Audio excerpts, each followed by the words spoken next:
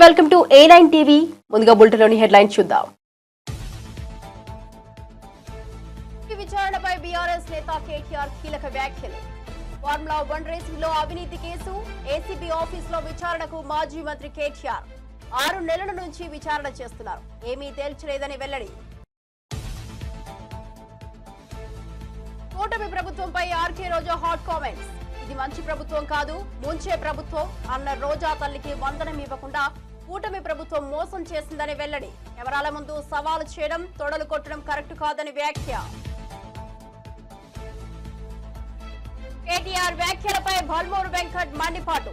సత్య హరిశ్చంద్రుడిలా కేటీఆర్ తెగ బిల్డప్ ఇస్తున్నారని వ్యాఖ్య. ఫార్ములా ఈ కేసులో అసలైన దోషి ఎవరు? విజ్ఞప్తి కాదు, హెచ్చరిక అన్న ఎమ్మెల్సీ బల్మూరు. పేదలకు మేలు చేయడమే వికసిత్ భారత్ లక్ష్యం అన్న పురంధేశ్వరి. దేశంలో పేదరికం 5% తగ్గిందని వ్యాఖ్య. భారతదేశంలో 80 కోట్ల మందికి రేషన్ అందిస్తున్నామని వెల్లడి. డీటెయిల్ చూస్తే ఒకసారి కాదు 1000 సార్లైనా జైలుకు వెళ్తానని స్పష్టం చేశారు BRS working president KTR. ACB విచారణకు ఇదే 3వ సారి హాజరవుతున్నారని తెలిపారు. చట్టాన్ని గౌరవించే మనస్తత్వం వల్లే విచారణకు సహకరిస్తున్నారని అన్నారు. తెలంగాణ ఉద్యమంలో జైలుకెళ్లిన అనుభవం తనకు ఉన్నదని గుర్తు చేస్తూ రాజకీయ కక్షలతో కేసులు పెడుతున్నారన్న ఆరోపణ చేశారు. అరెస్టు చేయాల్సి వచ్చినా భయపడేదే లేదని స్పష్టం చేశారు. లోకల్ బాడీ ఎన్నిక వస్తామని చెప్పినా ఇది 3వసారి పిలవడం, 3 సార్లు కాదు 30 సార్లు పిలిచినా విచారణకు సహకరిస్తాం. మా మీద కేసులు బనాయించి మమ్మల్ని ఇబ్బంది పెట్టి కమిషన్లు వేసి మమ్మల్ని ఏదో ఇబ్బంది పెట్టినంత మాత్రాన, వేధించినంత మాత్రాన ప్రజల తరపున ప్రశ్నించడం బంద్ చేస్తామనుకుంటే అది కాంగ్రెస్ ప్రభుత్వం యొక్క అవివేకం, అజ్ఞానం అవుతుంది తప్ప ఇంకోటి కానే కాదు. పెద్దలు కేసీఆర్ గారిని, పెద్దలు హరీష్ రావు గారిని కాళేశ్వరం కమిషన్ ముందు కూర్చోబెట్టి మీరు పైశాచికానందం పొందొచ్చు. ఇవాళ ఏసీబీ ముందుకి విచారణకు పిలిపించి కొంత మానసికంగా రాక్షసానందం పొందుతూ ఉండవచ్చు. అవసరమైతే అరెస్ట్ కూడా చేస్తారు కావచ్చు. కానీ ఒకటి పక్క, తెలంగాణ కోసం గతంలోనే జైలుకు పోయి వచ్చిన వాళ్ళం.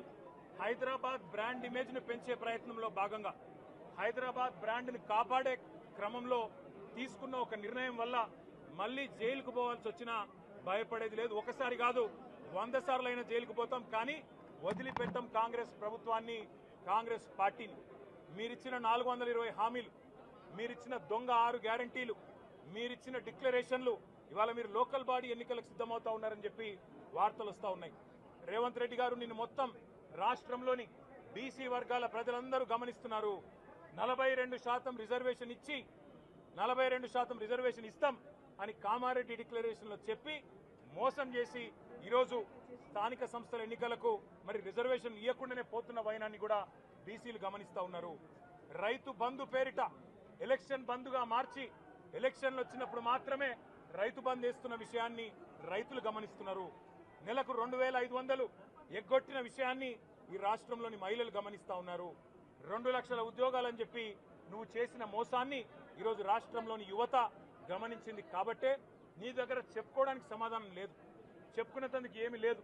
కాబట్టి ఏం చేయాలి? నువ్వు ఏదో ఒక డైవర్షన్ మీద, ఏదో ఒక రకంగా ఒక కమిషన్ అని, ఎంక్వైరీ అని, ఏదో జరిగిందని, ఇదిగో పులి అంటే అదిగో తోక అని, నువ్వేమో దున్నపోతు తినిందనగానే నీకు తయారుగా నీ జోడీదారు బీజేపీ రెడీగా ఉన్నాడు.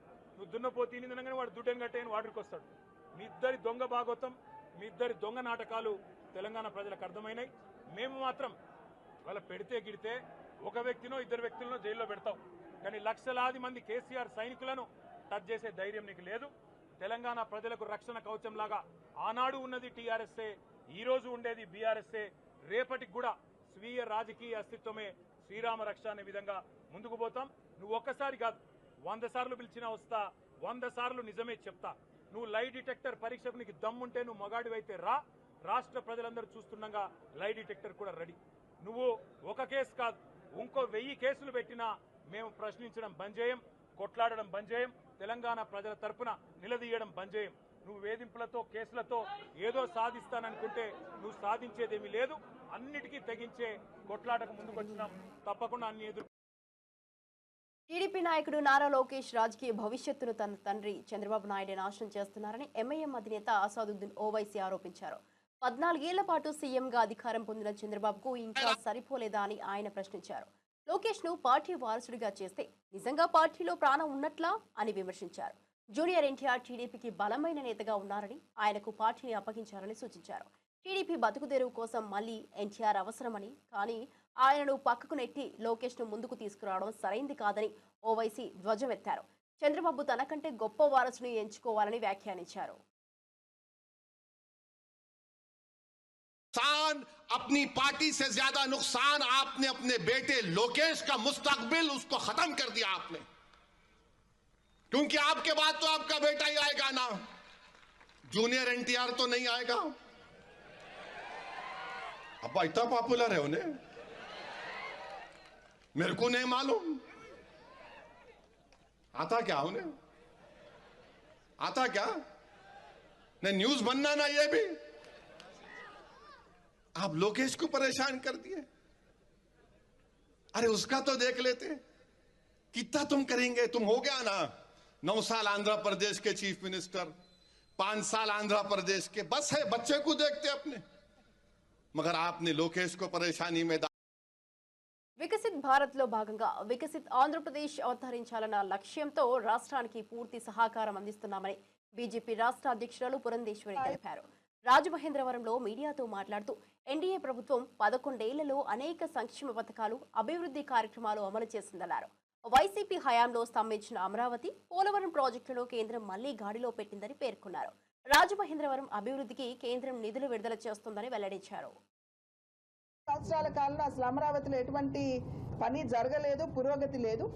కూటమి అధికారంలోకి వచ్చిన తర్వాత అమరావతి రాజధాని అనేటువంటి అంశాన్ని దృష్టిలో పెట్టుకుని వరల్డ్ బ్యాంక్ మాధ్యమంగా ఇవాళ అమరావతికి 15,000 కోట్ల రూపాయలు వరల్డ్ బ్యాంక్ మాధ్యమంగా ఇప్పించడం మాత్రమే కాకుండా హడ్కో మాధ్యమంగా కూడా ఇవాళ 11,000 కోట్ల రూపాయలు కేంద్ర ప్రభుత్వం అమరావతికి అందించినటువంటి విషయం గుర్తు చేస్తున్నాను.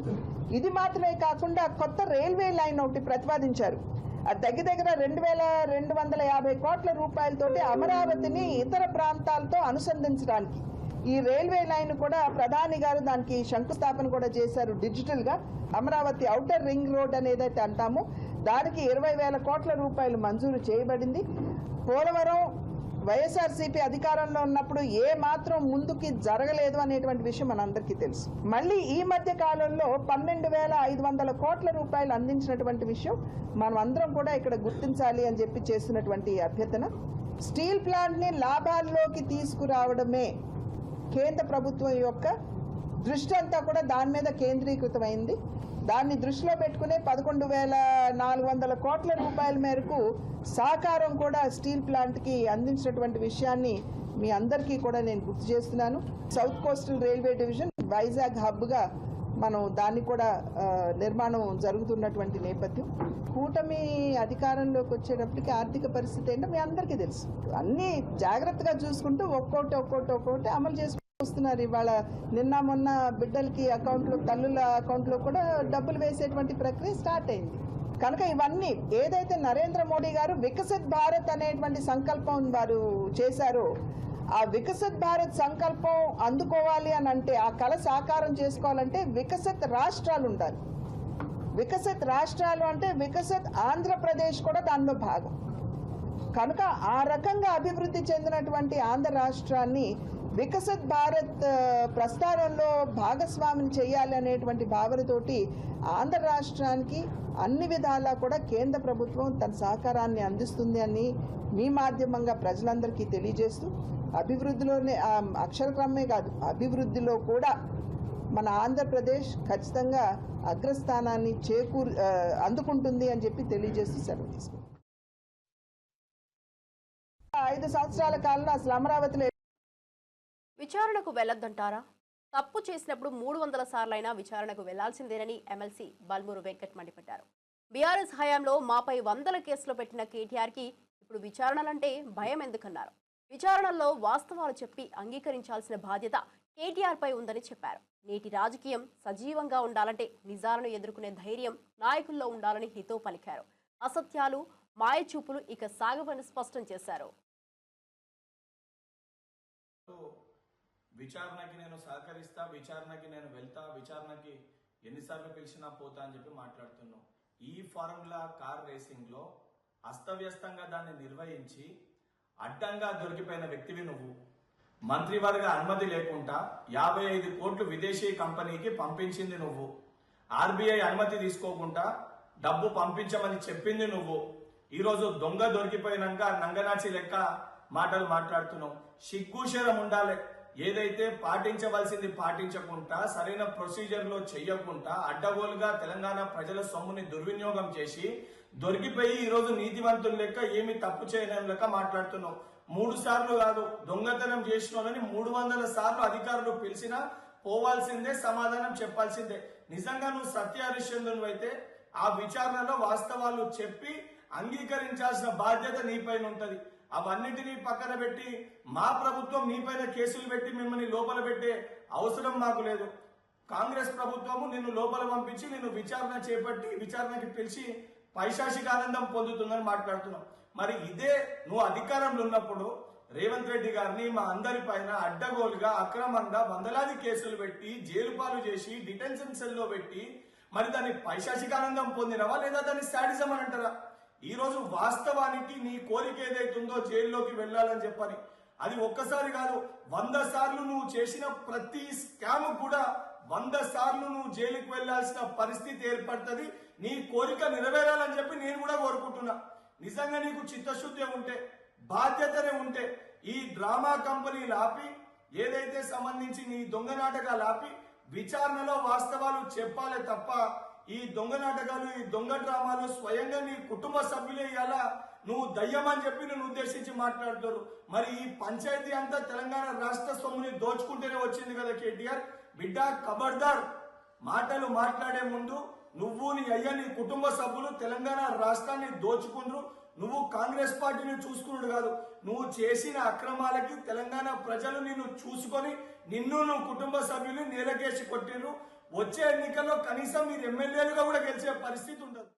కేటీఆర్ ఇలా మాట్లాడుతూ విచారణకి నేను సహకరిస్తా, విచారణకి నేను వెళ్తా, విచారణకి ఎన్నిసార్లు పిలిచినా పోతా అని చెప్పి మాట్లాడుతున్నావు. ఈ ఫార్ములా కార్ రేసింగ్ లో అస్తవ్యస్తంగా దాన్ని నిర్వహించి అడ్డంగా దొరికిపోయిన వ్యక్తివి నువ్వు.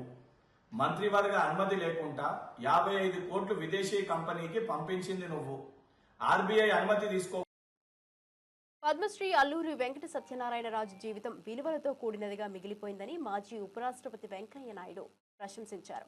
నిర్మాణ రంగంలో వేలాది మందికి ఉపాధి కల్పించడంతో పాటు దేశ అభివృద్ధిలో గొప్ప పాత్ర పోషించిన ఏవీఎస్ రాజు జీవిత చరిత్రను శిఖరాయ మనుడు స్టాండింగ్ టాల్ పేరుతో ఆవిష్కరించారు. పట్టాభి, డాక్టర్ చంద్రశేఖర్ ఈ పుస్తకాలను అందుబాటులోకి తీసుకువచ్చారు. కుటుంబ విలువలను పాటించడంలోనూ ఆయన ఆదర్శంగా నిలిచారని కేంద్ర మాజీ మంత్రి అశోక్ గజపతిరాజు పేర్కొన్నారు. ఈ కార్యక్రమంలో పలువురు ప్రముఖులు పాల్గొన్నారు. మాజీ ఉపరాష్ట్రపతి వెంకయ్య నాయుడు అన్నారు. తెలుగు, ఆంగ్ల భాషలో ఏవీఎస్ రాజు జీవిత చరిత్ర పుస్తకాన్ని వెంకయ్య నాయుడు, కేంద్ర మాజీ మంత్రి అశోక్ గజపతిరాజు ఆవిష్కరించారు. తెలుగులో శిఖరాయ మానుడు, ఇంగ్లీష్లో స్టాండింగ్ టాల్ పేరిట ఈ పుస్తకాన్ని పట్టాభి, డాక్టర్ చంద్రశేఖర్ అందుబాటులోకి తీసుకొచ్చారు. నిర్మాణ రంగంలో వేలాది మందికి ఉపాధి కల్పించడమే కాకుండా దేశాభివృద్ధిలో ఏవీఎస్ రాజు తనదైన పాత్ర పోషించారని వెంకయ్య నాయుడు కొనియాడారు. కుటుంబ విలువలు పాటించడంలోనూ ఆయన చాలా ఉన్నత స్థానానికి ఎదిగారని అశోక్ గజపతిరాజు అభినందించారు. వ్యాపార సామ్రాజ్యాలు కేవలం తెలివితేటలు, నెట్వర్క్ తోనే ఏర్పడవు. విలువలు పాటిస్తేనే వ్యాపార సామ్రాజ్యాలకు అసలైన గుర్తింపు దక్కుతుంది. అలాంటి విలువలు పాటించి ప్రమాణాలు సృష్టించి మన ముందుంచిన గొప్ప వ్యక్తి అల్లూరి వెంకట సత్యనారాయణరాజు గారు. ఆయన సాధించిన విజయాలు ఖచ్చితంగా పాఠకులకు బాగా ఆసక్తిని కలిగిస్తాయి. ఆయన దార్శనికతతో జీవనోపాధి దొరికిన వేల మంది జీవితాలకు ఈ పుస్తకం ప్రతిబింబం అని చెప్పి నేను భావిస్తూ ఉన్నాను. మన కట్టు, మన బొట్టు, మన మాట, మన ఆట, మన పాట, మన బాట, మన భాష, మన యాస, మన గోస, ఇవన్నీ కూడా మన పూర్వీకులు కొన్ని వేల సంవత్సరాల పాటు అనుభవించి మనకు అందించినవి, రంగరించి మేళవించి మనకు ముందు పెట్టినవి. వాటిని మనం జీవితంలో అనుసరిస్తే మనము మన జీవితానికి ఒక అర్థం వచ్చేట్టుగా చూసుకోగలం. భారతదేశం ఎప్పుడు విలువలతో ఉండేవి. ఇప్పుడు వ్యాపార విలువలు ఒక పక్కన ఉంచుకున్న, ఆర్థిక విధానాల్ని ఒక పక్కన ఉంచుకున్న, మానవ విలువలు కాస్త మనం ఆలోచిస్తే దాంట్లో ప్రత్యేకంగానే కుటుంబ విలువలు. ఈ రోజుల్లో కుటుంబాలు అనేది మనకి అసలు కనిపించటం లేదు. జాయింట్ ఫ్యామిలీ ఎలాగంటారంటే మా తల్లిదండ్రులు కలిసి ఉన్నారు, మా మిత్రుల్లో వారి తల్లిదండ్రులు కూడా కలలేని దుస్థితిలో మన దేశము సంస్కృతిగా దిగిజారిందనేది మాకు కనిపిస్తా ఉంది. అసాధారణంగా ప్రతిరోజు ఎక్కువ సమయం ఆ గీతాలు రాయడానికి సమాయత్తం కావడం భగవత్ ప్రేరణ. ఇంత పుంఖానుపుంఖాలుగా రోజు రాస్తున్నారు. ఎలా రాస్తున్నారంటే ఎంతో వినయంగా, ఆయన నేను రాసింది కాదండి, ఆయనే రాయించుకున్నారు, ఇది వారి ప్రేరణతోనే జరిగింది కానీ నేను నా ప్రయత్నం ఏమి లేదని చెప్పారు. ఇలా చెప్పుకుంటూ పోతే అనేక టీడీపీ కూటమి ప్రభుత్వం విద్యార్థుల జీవితాలతో చెలగాటమాడుతుందని వైఎస్ఆర్సీపీ విద్యార్థి విభాగం వర్కింగ్ ప్రెసిడెంట్ ఏ రవిచంద్ర మండిపడ్డారు. గత ఏడాది పూర్తి స్థాయిలో ఫీజు రియంబర్స్మెంట్ నిధులు ఇవ్వకుండా ఈ ఏడాది కూడా అరకొరగా నిధులు ప్రకటించారని విమర్శించారు.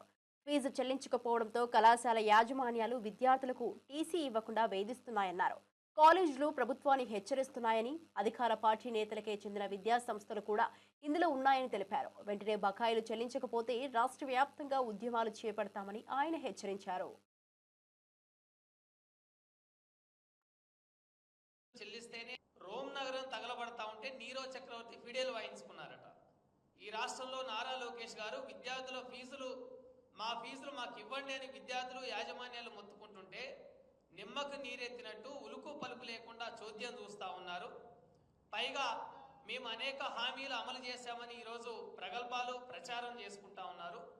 ఎంత దారుణమైన పరిస్థితి అంటే ఈ రాష్ట్రంలో ఇప్పటి వరకు 2025 జూన్ 16వ తారీఖు వరకు విద్యార్థులకు రావాల్సిన ఫీజు బకాయిలు సుమారు 6,400 కోట్ల రూపాయలు ఫీజు బకాయిలు ఉన్నాయి.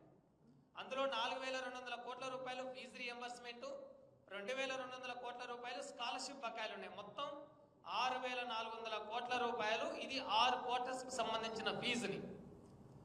ఈ ఫీజులు ఎప్పటిలోగా చెల్లిస్తారో ప్రభుత్వానికి ఒక క్లారిటీ ఇవ్వడం లేదు. దీనివల్ల విద్యార్థులు ఎవరైతే ఫార్మసీ, ఇంజనీరింగ్ కోర్సు చదువుతున్న విద్యార్థులు ఉన్నారో, డిగ్రీ కోర్సు చదువుతున్న విద్యార్థులు ఉన్నారో, వీళ్ళందరికీ ఫీజులు రాని కారణంగా కాలేజీ యాజమాన్యాలు చేసే ఒత్తిడి తట్టుకోలేక తమ చదువుల్ని అర్థాంతరంగా ముగించి పార్ట్ టైం ఉద్యోగాలకు వెళ్లాల్సిన దుస్థితి ఆంధ్రప్రదేశ్లో నెలకొని ఉంది. మరి మీ ఫీజులు మొత్తం చెల్లిస్తామని మీరు హామీ ఇచ్చారు కదా నారా లోకేష్ గారు, మీరెందుకు అమలు చేయడం లేదని మేము ప్రశ్నిస్తా ఉన్నాం. మీరు గత జగన్మోహన్ రెడ్డి గారు ఏ క్వార్టర్ ఫీజు ఎప్పుడు ఇస్తామో ముందే పత్రికల్లో ప్రకటనలు ఇచ్చి మరి 720 కోట్ల రూపాయలు ప్రతి క్వార్టర్కి తల్లుల ఖాతాలో జమ చేస్తే, మీరు గత జగన్మోహన్ రెడ్డి గారు అమలు చేసిన క్వార్టర్ ఫీజు విధానాన్ని రద్దు చేసి మేము ప్రతి 6 నెలలకు ఇస్తామన్నారు.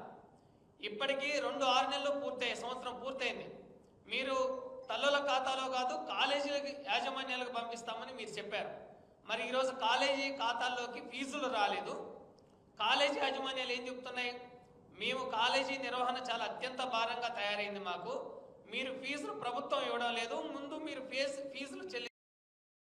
తిరుమల శ్రీ వెంకటేశ్వర స్వామిని అలనాటి సినీతారులు భక్తి శ్రద్ధలతో దర్శించుకున్నారు. తెల్లవారుజామున సుప్రభాత సేవ అనంతరం స్వామివారికి ప్రత్యేక దర్శనం లభించగా వృద్ధాధికారులతో పాటు ఈ ప్రముఖులు సర్వదర్శనంతో స్వామి సేవలో పాల్గొన్నారు. వారు అర్చకులు ఇచ్చిన తీర్థ ప్రసాదాలను స్వీకరించి తిరుమల దేవస్థానం నిర్వహణపై హర్షం వ్యక్తం చేశారు. భక్తులతో కలిసి క్యూ లైన్లో నిలబడి దర్శనం చేసుకోవడం గమనార్హం. ఈ సందర్భంగా వారి ఫోటోలు సామాజిక మాధ్యమాల్లో వైరల్ అవుతున్నాయి. స్వామివారి ఆశీర్వాదంతో ప్రజలకు మంచి జరగాలనే సంకల్పాన్ని వారు వెలిబుచ్చారు. ఇకపోతే తిరుమలలో భక్తుల రద్దీ విపరీతంగా పెరిగింది. అధికారుల ఆధ్వర్యంలో భద్రతా ఏర్పాట్లు బందోబస్తుగా కొనసాగుతున్నాయని వ్యాఖ్యానించారు.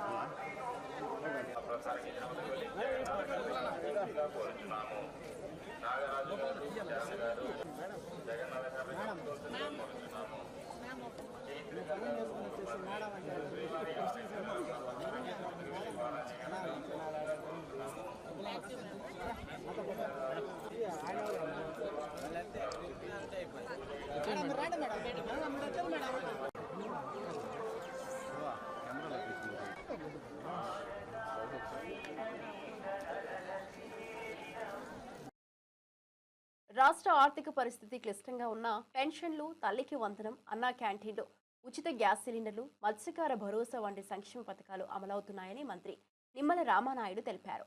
పాలకొల్లు నియోజకవర్గంలో పర్యటించిన ఆయన పలు అభివృద్ధి కార్యక్రమాలకు శంకుస్థాపన చేశారు.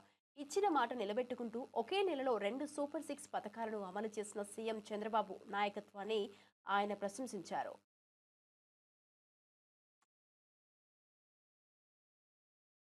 దగ్గర ఇస్తూ ఉన్నాం, మీ ఇంటి దగ్గర ఇస్తూ ఉన్నాం. ఆంధ్రప్రదేశ్ రాష్ట్రం అంతా కూడా మళ్ళీ అన్నా క్యాంటీన్లు ప్రారంభించాం. అందరూ కూడా హ్యాపీగా సంతోషంగా భోజనాలు చేస్తున్నటువంటి పరిస్థితి మీరు అందరూ కూడా చూశారు. ఆ రోజు మేము మాట ఇచ్చాం, ఏదైతే చదువుకునేటువంటి ప్రతి పిల్లవాడికి కూడా ఏదైతే గతంలో అమ్మఒడి ఉండేది, మన తల్లికి వందనం ఇస్తామని చెప్పాం. మీకు ఏదైతే మాట ఇచ్చామో ఆ మాటని పోషించుకుంటూ ఈరోజు ఇద్దరుంటే 2 13 26,000 రూపాయలు, ముగ్గురుంటే 3 13 39,000 రూపాయలు, 20,000 రూపాయలు పెట్టుబడి సాయం అన్నదాత సుఖీభావ్ కూడా ఈ నెలలోనే అమలు చేయబోతూ ఉన్నాం. అంటే ఆంధ్రప్రదేశ్ రాష్ట్ర చరిత్రలో 2 సూపర్ 6 పథకాల్ని ఒక్క నెలలోనే అమలు చేసేటువంటి ప్రభుత్వం మన ప్రభుత్వం. ఇటువంటి స్థితిలో కూడా మీ అందరికీ కూడా ఇవాళ చంద్రబాబు నాయుడు గారు, పవన్ కళ్యాణ్ గారు, వీరిద్దరికీ తోడుగా నరేంద్ర మోడీ గారు ఉన్నారు కాబట్టి ఇంత పెద్ద ఎత్తున అభివృద్ధి సంక్షేమ కార్యక్రమాలు చేస్తూ ఉన్నారు. దయవుంచి మీరందరూ అర్థం చేసుకుని మరి వైఎస్ఆర్సీపీ మాటలు, కల్లబల్లి మాటలు ఎవరు నమ్మకుండా మీరందరూ కూడా మళ్ళీ కూటమి ప్రభుత్వానికి ఎప్పుడు ఆశీర్వాదం అందించాలి. ఒక్క ఛాన్స్ అని అధికారం ఇస్తే 5 సంవత్సరాలు 20 సంవత్సరాలు వెనక్కి నెట్టేశాడు ఈ రాష్ట్రాన్ని.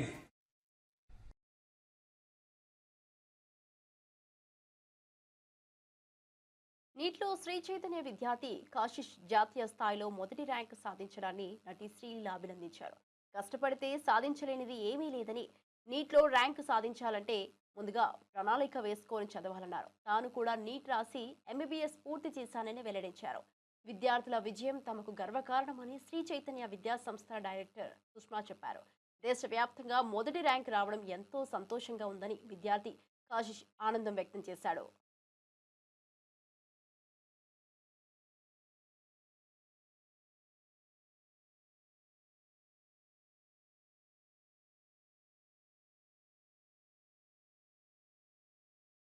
Very happy, చాలా ఆనందంగా ఉన్నా. So first, let's congratulate Kavish. We're so proud of you. I'm so happy all of you all started your preparation so early.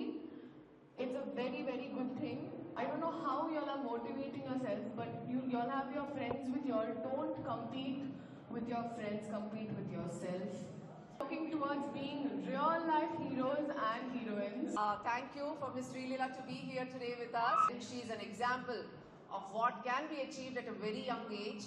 And Kavish, congratulations for getting the best rank possible. And my dream was AIIMS Delhi and I got it. Last मतलब कि NEET से पहले का time आया तो मैं 10 घंटे हो गए थे, तो लगभग मेरे 12-13 घंटे हो जाते स्टडी के. तो हमें क्या करना है कि ये नहीं देखना हम कम पढ़ रहे हैं ज़्यादा पढ़ना है, जितना पढ़ रहे हैं अच्छी तरह से पढ़ना है और इसको इंक्रीज ही करते रहना है, डिक्रीज नहीं करना कभी. నెల్లూరు బారా షాహిద్ దర్గాలో 25,000 మందికి ఒకేసారి ప్రార్థన చేయగల మందిరాన్ని నిర్మించనున్నట్లు మంత్రి నారాయణ వెల్లడించారు. సీఎం చంద్రబాబు ఈ దర్గా అభివృద్ధికి 5 కోట్ల రూపాయల నిధులను మంజూరు చేశారని తెలిపారు. వచ్చే నెల 6వ తేదీ నుంచి జరగనున్న రొట్టెల పండుగ ఏర్పాట్లపై కలెక్టరేట్లో అధికారులతో సమీక్ష నిర్వహించారు. భక్తులకు ఎలాంటి ఇబ్బందులు లేకుండా సమగ్ర ఏర్పాట్లు జరుగుతున్నాయని తెలిపారు.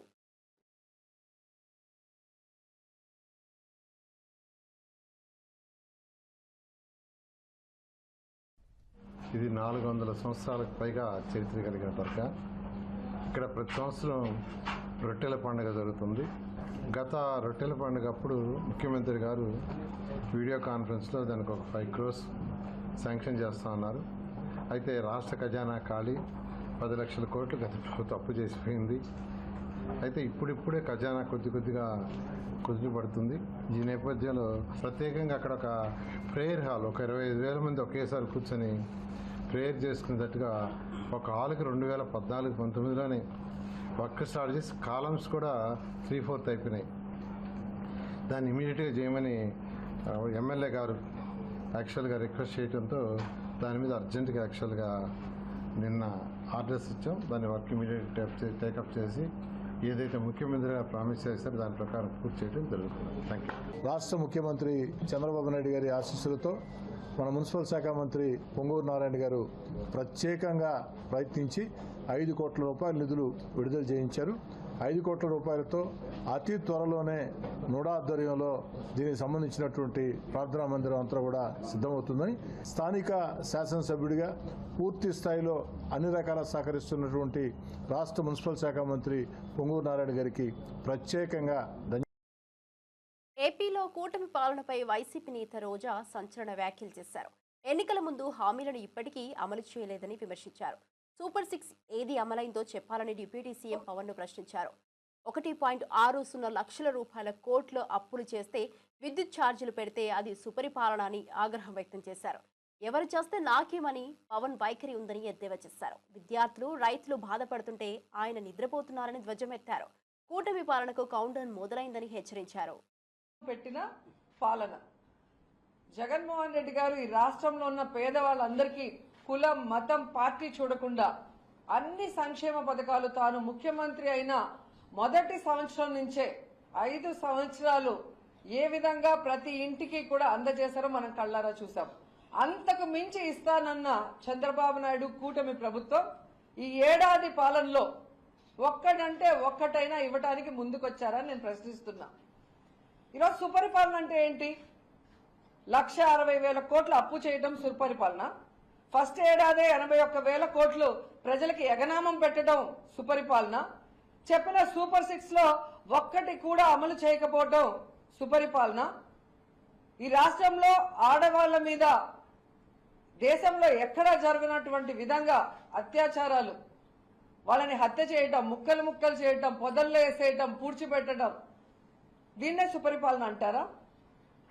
17 మెడికల్ కాలేజీల్ని అమ్మకానికి పెట్టడం సుపరిపాలన అంటారా? లేదా రాష్ట్రం మొత్తం తల్లికి వందనం నిధుల్లో లోకేష్ అక్రమాలకు పాల్పడ్డారని నిరూపిస్తే తాను రాజీనామా చేస్తానంటూ మంత్రి సవిత మరోసారి వైసీపీకి సవాల్ విసిరారు. అభివృద్ధిని చూసి వైఎస్ఆర్సీపీ నేతలు ఓర్వలేకపోతున్నారంటూ విద్యార్థులు తల్లిదండ్రులతో ముచ్చటించిన మంత్రి నిధులు అందిందా అని ప్రశ్నించగా అందుకున్నామని వారు హర్షం వ్యక్తం చేశారు. పథకాలను ప్రజలు గుండెపోటుగా స్వీకరిస్తున్నారన్న ఆమె ఆపై విమర్శలు అవసరం లేదన్నారు.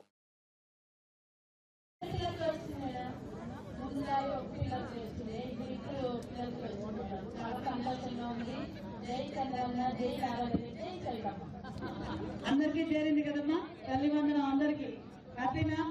గ్యాస్ తీసుకున్నారా? దీపంతో కింద గ్యాస్ వచ్చింది, గ్యాస్ తీసుకున్నారా? ముఖ్యంగా మహిళా పక్షపథం చంద్రబాబు నాయుడు గారు ఆగస్టు 15వ తారీఖు నుంచి ఉచిత బస్సు కూడా ఏదైతే మాట చెప్పామో ఆ మాట నిలబెట్టుకుంటున్న నాయకుడు మన చంద్రబాబు నాయుడు గారి విషయం కూడా మీకు తెలియజేస్తాం. Thank you. జగన్మోహన్ రెడ్డి గారి అంటే లోకేష్ బాబు గారి ఖాతాలో 2,000 పడింది అని నిరూపిస్తే నేను ఇప్పుడు కూడా మా నియోజకవర్గ ప్రజలు ఎంత నమ్మకం అయితే ఇచ్చారు, అదే నమ్మకంతో నేను చెప్తున్నాను, ఖచ్చితంగా నేను మంత్రి పదవికి ఎమ్మెల్యేకి రాజీనామా చేస్తా. మరి దమ్ము ధైర్యం ఉంటే పులివెందల ఎమ్మెల్యేకి రాజీనామా చేయడానికి సిద్ధమని మరొకసారి ఛాలెంజ్ చేస్తున్నాం. రాష్ట్రం అభివృద్ధిలో పరుగులు పెడతా ఉంది. ఒకటి కాదు, ఒక పక్క ఇరిగేషన్ ప్రాజెక్టు, భావితరాల భవిష్యత్తు కోసం ఒక పక్క అమరావతి, ఒక పక్క పోలవరం, మళ్ళీ ఈ రాయలసీమను సస్యశ్యామలం చేయాలని బనకచెర్ల డ్యాం కూడా. తెలంగాణ ప్రభుత్వం నిర్వహించిన గద్దర్ ఫిల్మ్ అవార్డ్స్ విజయవంతమవ్వడం ఆనందంగా ఉందని film development corporation chairman Dil Raju తెలిపారు. ఈ సందర్భంగా ఆయన మీడియాతో మాట్లాడుతూ ప్రభుత్వాలు నిర్వహించే వేడుకలకు చిత్ర పరిశ్రమ నుంచి ప్రతి ఒక్కరూ తప్పక హాజరు కావాలని సూచించారు. ఇది పరిశ్రమ పట్ల ప్రభుత్వ ప్రోత్సాహానికి గుర్తింపు ఉండే విషయమని తెలిపారు. ఇక వేడుక విజయవంతం కావడం వెనుక 6 నెలల కష్టమేనన్నారు. గద్దర్ ఫిల్మ్ అవార్డును మొదట 2024 నుంచి ప్రారంభించాలని అనుకున్నా చివరికి 2014 నుంచి ఇవ్వాలని నిర్ణయించినట్టు తెలిపారు. ముందు కూడా 2014 తెలంగాణ ఆవిర్భవించిన నుంచి 2023 వరకు కూడా అవార్డ్స్ ఉంటే బాగుంటుంది అని కొందరు సజెషన్స్ ఇవ్వడం వల్ల మళ్ళీ దాన్ని కూడా ఫైనల్ చేసి దానికి ఒక కమిటీని అపాయింట్ చేసి చేయడం జరిగింది. వాళ్ళందరూ ఎంతో కష్టపడి, వాళ్ళు కష్టమంటే ఒక్కొక్క సినిమాని సెలెక్ట్ చేయాలి, ఎందుకు సెలెక్ట్ చేస్తున్నారనేది కమిటీ అంత జాగ్రత్తగా వాళ్ళకు చాలా విభేదాలు ఉంటాయి కమిటీలో కూడా. ఒకరికొకటి నచ్చుతుంది, ఇంకొకటి నచ్చుద్ది. ఎందుకు నచ్చింది అనేది మళ్ళీ అందరు ఫైనల్ చేసుకోవాలి. ఇలా ఎంతో వాళ్ళు ప్రిపేర్ అయ్యి అన్ని ఫైనల్ చేసి, సినిమాల్ని ఫైనల్ చేసి, టెక్నీషియన్స్ ఫైనల్ చేసి అలా ఇస్తే మళ్ళీ వాళ్ళందరినీ కోఆర్డినేట్ చేసి నేను ఈవెంట్కి తీసుకొచ్చి తిరుమల శ్రీవారిని కేంద్ర వాణిజ్య మరియు పరిశ్రమల శాఖ మంత్రి పీయూష్ గోయల్ ఈరోజు దర్శించుకున్నారు. ఉదయం వేకువజామున సుప్రభాత సేవ అనంతరం స్వామివారి సేవలో పాల్గొన్న ఆయన దర్శనానంతరం వేద పండితుల ఆశీర్వచనాలు పొందారు. టీటీడీ అధికారులు పీయూష్ గోయల్ కు స్వాగతం పలికారు. ప్రత్యేక దర్శనం అనంతరం మీడియాతో మాట్లాడిన ఆయన తిరుమల దర్శనంతో అద్భుతమైన ఆధ్యాత్మిక అనుభూతి పొందారని తెలిపారు. దేశంలో పరిశ్రమల అభివృద్ధి కోసం శ్రీవారిని ప్రార్థించారన్నారు. తిరుమలలో భద్రతా ఏర్పాట్లు, భక్తులకు అందిస్తున్న సేవలు ప్రశంసనీయమని పేర్కొన్నారు.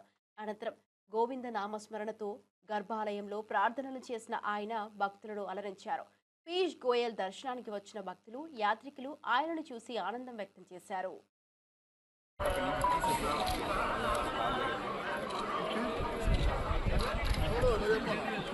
कि बालाजी के दर्शन और उनका आशीर्वाद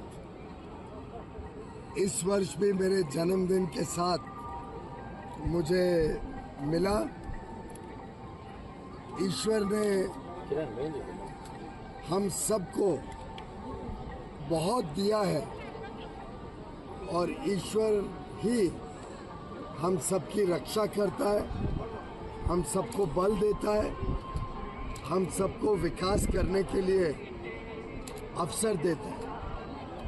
तिरुपति बालाजी के दर्शन मैं हर वर्ष करता हूँ और ऊर्जा लेके जाता हूँ और आशीर्वाद और तेज और उत्साह के साथ अपना काम कर सकूँ, देश और समाज की सेवा कर सकूँ और एक विकसित भारत बनाने के लिए एक गिलहरी की तरह छोटा योगदान हम हर भारतवासी करें तो भारत एक विश्व गुरु, एक विश्व शक्ति बनेगा। मेरा ईश्वर से, तिरुपति बालाजी से, प्रभु से यही मनोकामना है कि हम सब पर उनका आशीर्वाद, उनका स्नेह। इवी इప్పటివరకు నా బులెటిన్ అప్డేట్స్.